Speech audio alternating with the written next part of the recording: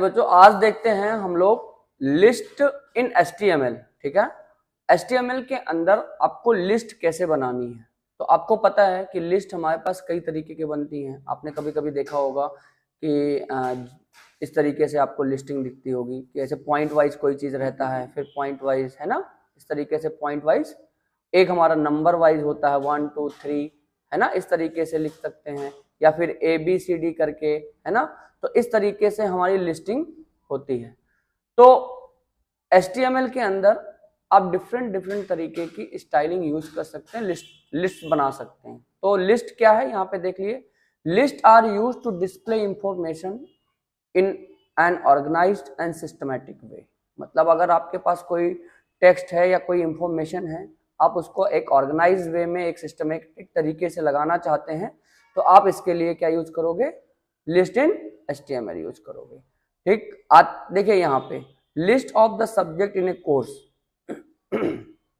Step to install software, shopping items, menu of website, rules of instruction. ये हमारे किस तरीके से लिखे, एक लिस्ट की तरह है कि नहीं, डॉट लगा लगा करके, है ना। तो एक तरीके की लिस्ट। अब इस तरह की लिस्ट आप HTML के अंदर कैसे बनाओगे, ठीक है। तो देखिए HTML में 3 तरीके के आपको लिस्ट प्रोवाइड की जाती है। सबसे पहला है आपका ऑर्डर लिस्ट, दूसरा है अनऑर्डर लिस्ट, और तीसरा है डिस्क्रिप्शन लिस्ट। ठीक है, अगर आपको ऑर्डर लिस्ट बनानी है तो आप क्या यूज करोगे, OL टैग का इस्तेमाल करोगे, है ना। क्या यूज करोगे, OL टैग, मतलब OL के साथ आप OL बंद करोगे। ठीक है, तो ये जो इसके बीच में आएगी वो लिस्ट आएगी हमारी। ठीक है, अनऑर्डर लिस्ट बनानी होगी तो अनऑर्डर्ड मतलब इस तरीके की, इसको अनऑर्डर लिस्ट बोलते हैं। ऑर्डर लिस्ट किसको बोलते हैं, 1 2 3, इस तरीके की लिस्ट बनानी हुई। समझ में आया। नेक्स्ट है लिस्ट की डिस्क्रिप्शन देना। जैसे आप कभी कभी देखते हो डिस्क्रिप्शन भी रहता है, जैसे मान लीजिए कोई आइटम है और उसको आपको यहाँ डिफाइन करना है, तो आइटम से थोड़ा सा डिफिनेशन यहाँ पे होता है इस तरह से, तो ये हमारे डिफिनेशन लिस्ट होंगी। तो आइए हम लोग एक एक करके सारी चीजों को देखते हैं। ठीक, तो यहां पे सबसे पहला हमारा स्टार्ट होता है ordered list. An order list is a list where item are shown in a specific order. एक स्पेसिफिक ऑर्डर में शो करते हैं, usually with the number, letter और रोमन नंबर। मतलब लिस्ट आपका 1 2 3 भी हो सकता है, लिस्ट आपका ABC भी हो सकता है, लिस्ट आपका ऐसे रोमन नंबर भी हो सकता है। बात समझ में आया। अच्छा, लिस्ट यूज करने के बाद आप देखिएगा, ध्यान दीजिएगा कि आपको लिस्ट के साथ एक और टैग इस्तेमाल होता है जिसको बोलते हैं LI tag, list item tag. बात समझ में आ रही है। तो ऑर्डर लिस्ट, OL टैग, उसके अंदर आपको LI टैग भी लगाना पड़ेगा। क्लियर। चलिए आइए देखिए एग्जाम्पल के तौर पे इसको समझते हैं ये कैसे बनेगा। जैसे यहाँ देखिए ऑर्डर लिस्ट OL और OL लिखा हुआ है। अब मान लीजिए हमको ये क्रिएट करना अपने HTML फाइल में, तो हम चलते हैं अपने HTML वेबसाइट वाले फाइल में, है ना। क्लियर, आ जाइए। हमारा यहाँ पे वेबसाइट है, ऑलरेडी हम लोगों ने पहले एक होम पेज बनाया है। इसी को हम राइट क्लिक करके ओपन विथ, आप इसको कर लीजिए नोटपैड पे। क्लियर,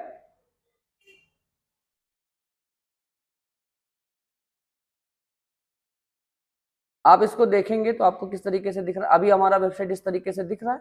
अब मान लीजिए हम एक लिस्ट बना रहे हैं यहाँ पे, ठीक है, आ जाइए।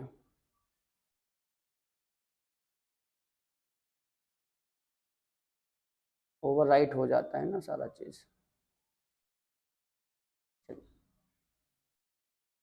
नोटपैड पे आ जाते हैं,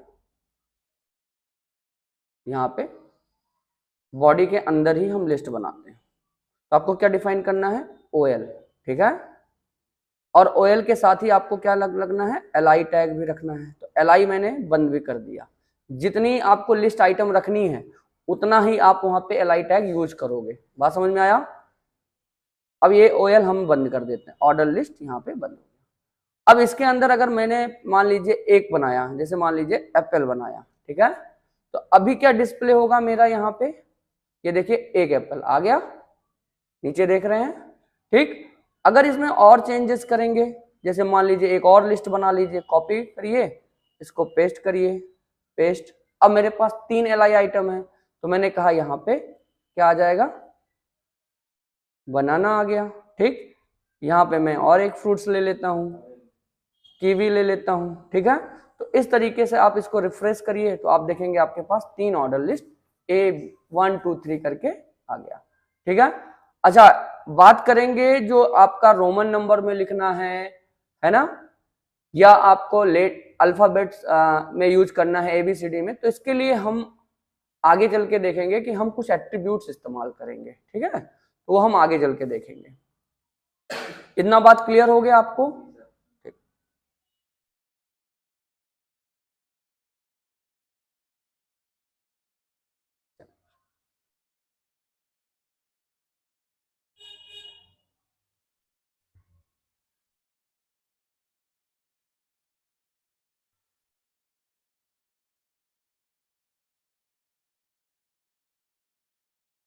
ये बात क्लियर हो गई आपको?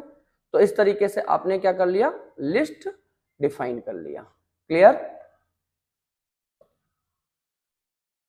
Uses of order list, step of the process, ranking list, instruction या गिव स्टेप्स और प्रोसीजर। मतलब अगर आपको ऑर्डर लिस्ट का इस्तेमाल करना है तो किसके लिए इस्तेमाल कर देंगे, किसी कोई प्रोसेस है उसका स्टेप बाय स्टेप डायरेक्शन देना है आपको, कोई ranking list first second third दिखानी है, उस तरीके से कर सकते हैं, कोई इंस्ट्रक्शन देना है 1 2 3 करके, है ना, एग्जाम स्टेप्स आपको या प्रोसीजर फॉलो करना है, तो उन सब चीजों के लिए आपको क्या यूज करना है, ऑर्डर लिस्ट का इस्तेमाल करना है। ठीक है, अब बात आ जाता है टाइप ऑफ नंबरिंग की बात करते हैं। ठीक है, तो हम लोग जैसे अगर आपको ऑर्डर लिस्ट, आपको मैंने कहा कि अगर आपको 1 2 3 दिखाना है तो आप एक्चुअली में ये डिफॉल्ट होता है, OL लिस्ट के साथ हमेशा 1 2 3 4 जो आपको आता है वो हमेशा क्या होता है, डिफॉल्ट होता है।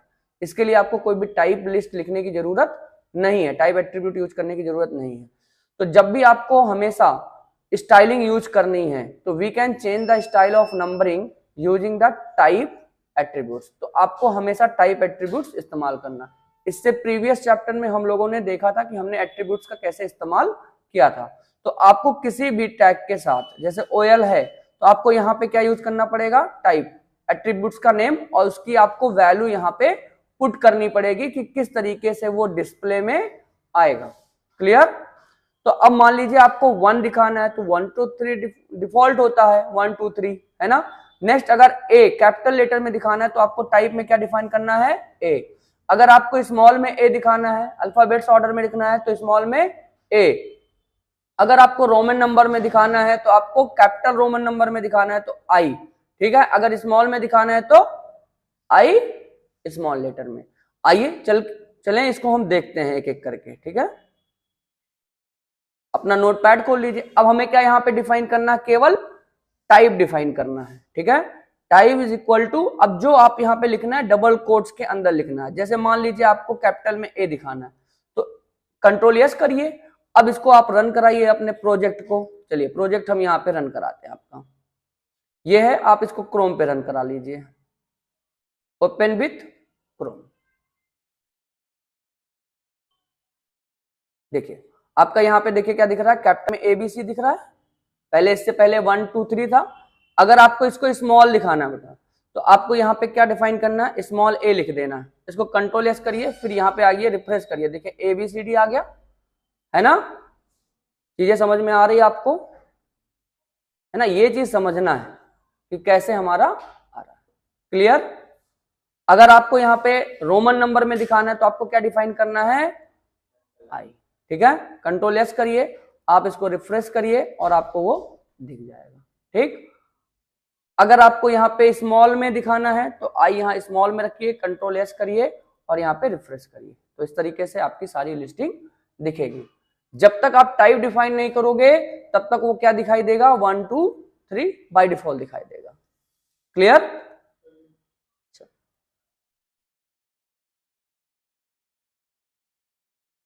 प्रैक्टिकल साथ में चलते रहेंगे तो आप आसानी से समझ जाएंगे। चलिए यहाँ पे कुछ एग्जांपल है, जैसे start attribute in order list. The start attribute is used to start number for a specific number. अगर मान लो आपकी अपनी लिस्टिंग जैसे बाय डिफॉल्ट 1 2 3 से स्टार्ट हो रहा है अब मान लो आपको स्टार्ट करना है कि 5 से स्टार्ट हो या 4 से स्टार्ट हो, 4 5 6 है ना, 4 5 6 से, मतलब आपको स्टार्टिंग नंबर दे देना है कि वो स्टार्ट कहां से करे। तो इसके लिए आपको क्या यूज करना पड़ेगा, एक एट्रीब्यूट है जिसका नाम है स्टार्ट, वो आपको यूज करना पड़ेगा और स्टार्ट की वैल्यू जो डिफाइन करेंगे वहीं से वो आपका ऑर्डर लिस्ट डिफाइन करेगा। फॉर एग्जांपल जैसे हम आ जाते हैं यहाँ पे, फिर से अगेन नोटपैड में आइए, ठीक है। अगर आप यहाँ पे डिफाइन कर देते हैं, मान लीजिए ये एट्रीब्यूट हटा करके स्टार्ट लिख देते हैं, स्टार्ट एट्रीब्यूट्स, और इसमें मैं वैल्यू डिफाइन कर देता हूं 4, क्लियर, और कंट्रोल यस करिए। अब आप इसको रिफ्रेश करके देखिएगा तो आपका कहां से स्टार्ट हो रहा है, 4 5 6 से।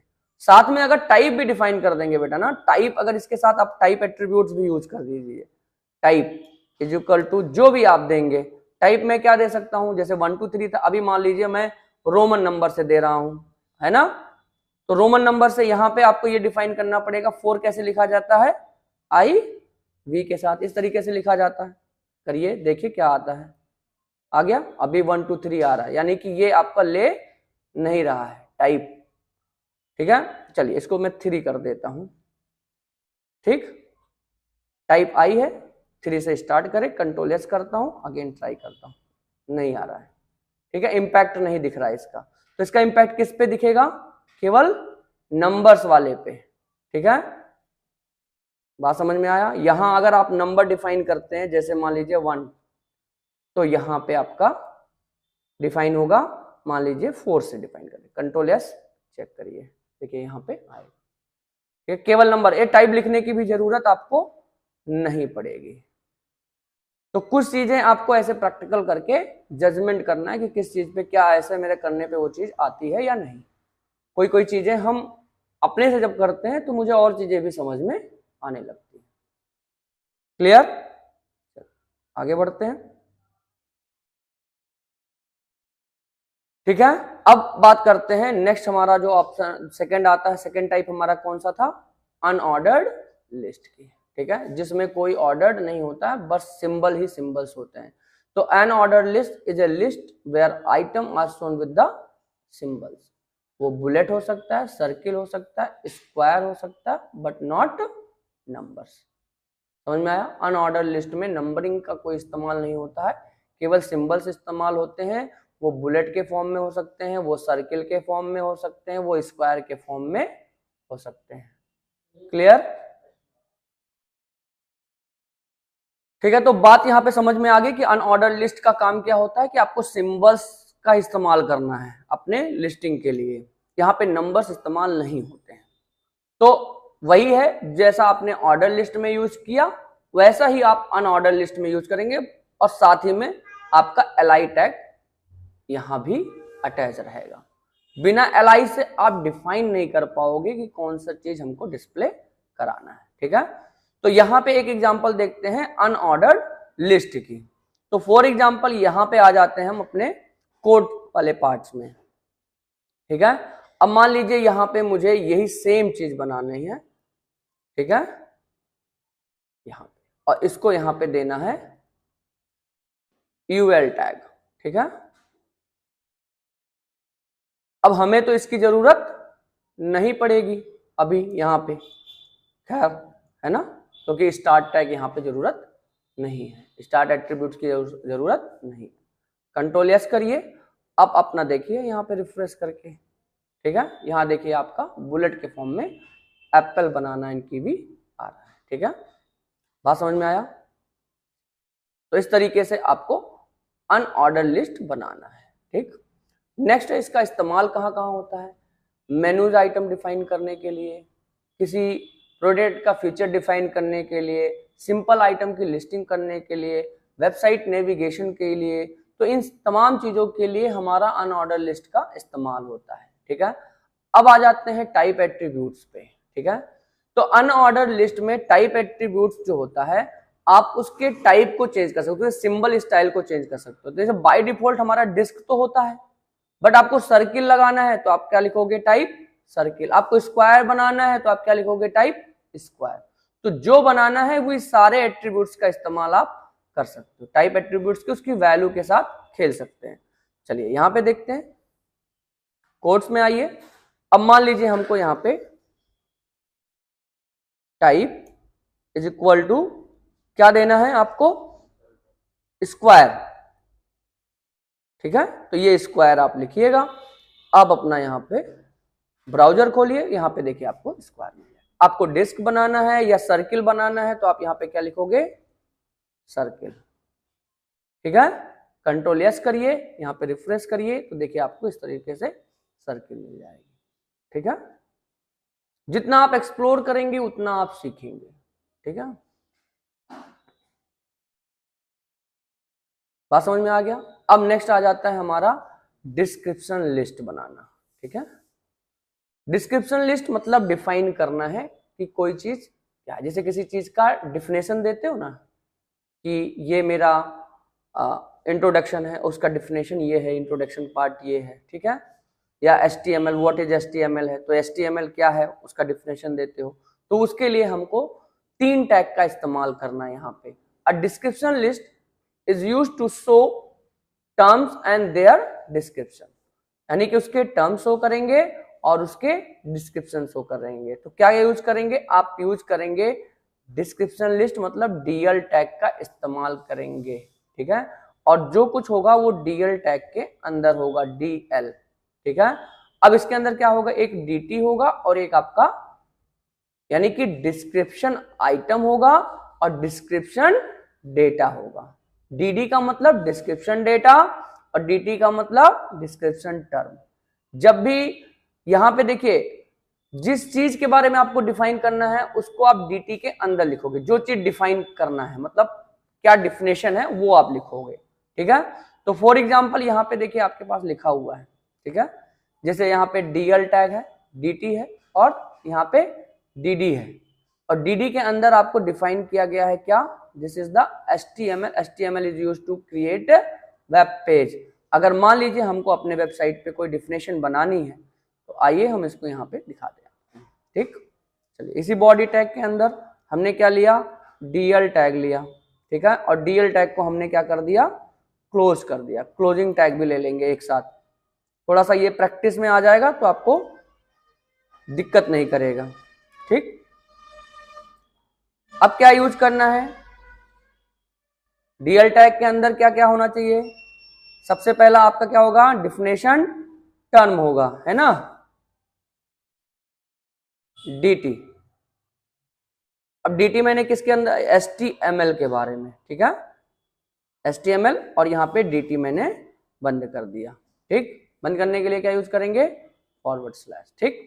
अब मान लीजिए इसको डिफाइन करना है तो DD रखेंगे, ठीक है। और DD को हमने क्लोज कर दिया, क्लोजिंग टैग के अंदर हमने कहा HTML इज अ मार्कअप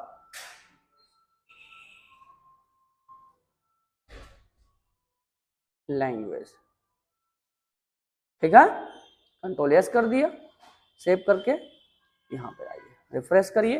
यहाँ देखिए आपको HTML और उससे थोड़ा सा डिस्टेंस लेकर के HTML is a markup language लिख करके, ठीक। तो इस तरीके से आप जितना चीज डिफाइन करना चाहते हैं, मान लीजिए आपको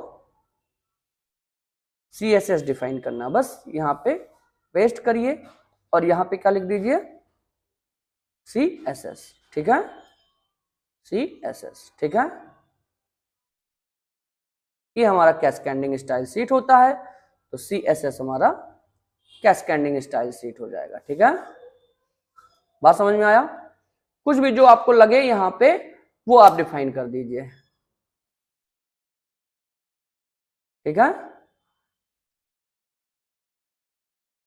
कैस्केडिंग स्टाइल शीट, ठीक है। स्पेलिंग हो सकता है थोड़ा बहुत मिस्टेक्स हो लेकिन चलेगा, ठीक है। चलिए बात समझ में आएगा। देखिए यहाँ पे CSS आ गया, कैस्केडिंग स्टाइल शीट आ गया। बात समझ में आया, कोई डाउट इसमें। चलिए आगे बढ़ते हैं। ज्यादा समय लगेगा। कहते हैं कि आपका जो डिस्क्रिप्शन लिस्ट है उसका इस्तेमाल कहाँ कहाँ होता है, यानी कि यूजेस ऑफ डिस्क्रिप्शन लिस्ट। तो सबसे पहले आप देखेंगे कि आपको डिक्शनरी यानी स्टाइलिंग मीनिंग्स के लिए, FAQ सेक्शन के लिए, डिफिनेशन ऑफ टर्म्स के लिए एंड कोर्स टॉपिक एक्सप्लेनेशन के लिए आपको इसका इस्तेमाल होता है बेटा। चलिए आगे बढ़ते हैं। देन आता है आपका लिस्ट आइटम टैग। अब जो आप देखेंगे कि जो आप हमेशा एलआई टैग का इस्तेमाल कर रहे हैं, तो ये जो एलआई टैग है, ठीक है, ये हमेशा आपको ऑर्डर और अनऑर्डर लिस्ट दोनों के साथ काम करना पड़ेगा। यानी कि the LI tag is used to define each item in order and unorder list. ठीक, आपको इस तरीके से हमेशा एलआई टैग का इस्तेमाल करना है, ऑर्डर लिस्ट हो और चाहे तो अनऑर्डर लिस्ट हो। इंपॉर्टेंट पॉइंट क्या है कि LI is always use with inside OL and UL tag and each LI represent the one item. मतलब आप यहाँ पे जानिएगा कि जो एलआई टैग है वो एक आइटम के लिए ही होता है। अगर आपको और एलआई टैग बनाएंगे तो वो डिफरेंट डिफरेंट आइटम को डिफाइन करेगा बच्चों। नेक्स्ट हमारा टॉपिक आता है लिस्टेड नेस्टेड लिस्ट। एक लिस्ट के अंदर, मतलब एक लिस्ट के अंदर एक अनदर लिस्ट बनाना, यानी कि list inside list. A nested list means a list inside another list. It is used to show the sub item of the main item. यानी कि इसका इस्तेमाल आपको मेन आइटम के अंदर आइटम दिखाने के लिए होता है, जिसको हम लोग सब आइटम बोलते हैं। तो यहाँ पे एक एग्जांपल है बच्चों, इसको देखिएगा। जैसे यहाँ पे आप देख रहे हैं कि यूएल टैग है और यूएल टैग यहाँ पे क्लोज हो रहा है। उसके अंदर एलआई टैग है जिसके अंदर हमारे पास अनऑर्डर्ड ऑर्डर लिस्ट है। देखिए यहाँ पे एलआई टैग है और उसके अंदर आपका कंप्यूटर कोर्स के बारे में एक unordered list HTML, CSS and JavaScript define किया गया है। देन दूसरा एलआई टैग है आपका यहाँ पे और यहाँ पे। उसके अंदर यूएल टैग के अंदर आपको LI, MS वर्ड और एक्सेल डिफाइन किया गया है। अगर आप इसकी कोडिंग करेंगे तो आपको इसको अच्छे से समझ में आ जाएगा। चलिए इसको कोड करके देखते हैं बच्चों।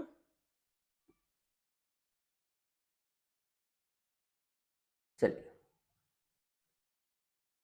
नेक्स्ट एक लिस्ट बना लेते हैं, UL tag and then UL tag को आप क्लोज कर दीजिए। आइए इसके अंदर आपने LI टैग और LI टैग, आप एक LI टैग क्लोज कर लीजिए। एक और लिस्ट बना लीजिए। अब हमारे पास दो लिस्ट आइटम है। अब इसके अंदर हम एक एक करके अलग अलग डिफाइन करेंगे। एक LI टैग के अंदर हम एक अनऑर्डर लिस्ट बना रहे हैं। एज इट इज चाहे तो आप यही बना सकते हैं बच्चों, कोड देख करके आप लिख सकते हैं।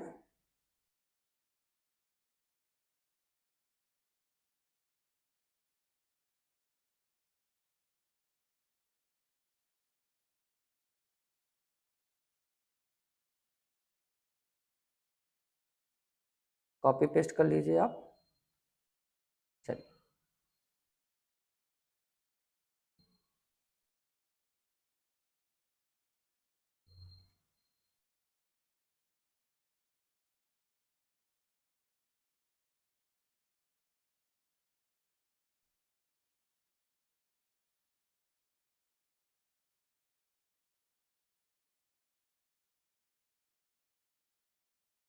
इसको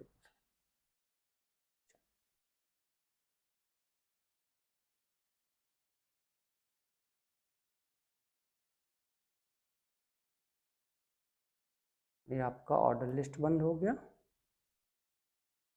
और ये आपका LI टैग क्लोज हो गया। दूसरे LI टैग में आएंगे,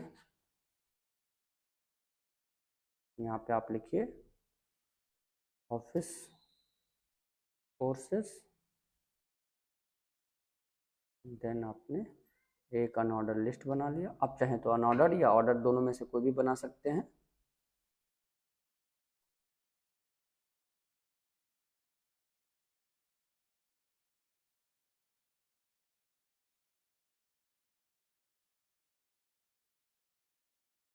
इस तरीके से आपको बनाना है।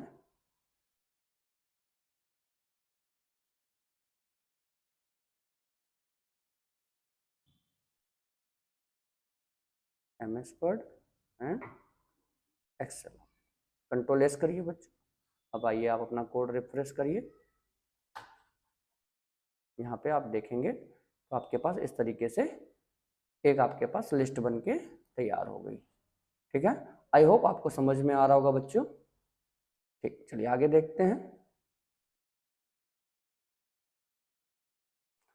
चलिए, इसका यूज कहाँ कहाँ होता है? एक तो कोर्स स्ट्रक्चर पे, दूसरा आप मेनू और सब मेनू बना सकते हैं, तीसरा आप कैटेगरी एंड सब कैटेगरी ऑफ लिस्ट बना सकते हैं। ठीक, नेक्स्ट है हमारा combining order and unorder list.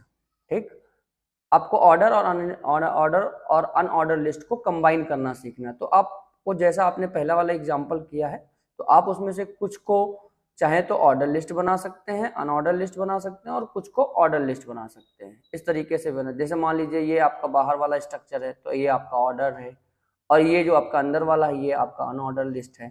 तो इस तरीके से बना सकते हैं। फॉर एग्जाम्पल आप जैसे यहाँ पे देख रहे हैं, अब यहाँ भी डॉट है, यहाँ भी डॉट है, इसका मतलब क्या है कि ये हमारा अनऑर्डर लिस्ट है। अब इसको ऑर्डर बनाना कि 1 2 3 करके इस तरह से दिखाना है, तो आपको बस कोड में क्या चेंजेस करने हैं, सिंपल आपको यहाँ पे जो ऑर्डर अनऑर्डर था उसको ऑर्डर लिस्ट में कन्वर्ट कर देना है। ठीक, बस आप यहाँ पे देखिए, इसको रिफ्रेश करिए तो आपका ये देखिए ऑर्डर और अनऑर्डर लिस्ट का कॉम्बिनेशन हो गया बच्चों। आई होप आपको समझ में आ रहा होगा बेटा। ठीक, अब आपको ये प्रैक्टिकल एग्जाम्पल है, आप इसको बिल्कुल एज इट इज आप स्क्रीनशॉट ले लीजिए, और चाहे तो आप इसको लिख लीजिए, देख करके पॉज करके आप इसको कॉपी कर लीजिए बेटा। ठीक है, और इसका आप एक प्रैक्टिकल कर लीजिए। ठीक है, इंपॉर्टेंट पॉइंट टू रिमेंबर क्या है, आपने देखा हमने यहाँ पे लिस्ट का काम क्या होता है कि ऑर्गेनाइज इंफॉर्मेशन को ऑर्गेनाइज करना, ऑर्डर लिस्ट है, अनऑर्डर लिस्ट है, डिस्क्रिप्शन लिस्ट, और हमने डिफिनेशन लिस्ट भी देखा, एलआई का देखा हम, लिस्ट ऑफ आइटम बनाने के लिए देखा, we can create nested list, हमने नेस्टेड लिस्ट बनाना सीखा, and type and start attribute को हमने देखा अप्लाई करके। तो आई होप आपको ये पूरा चैप्टर अच्छे से समझ में आ गया होगा। तो मिलते हैं अगले नेक्स्ट चैप्टर में बेटा, तब तक के लिए धन्यवाद।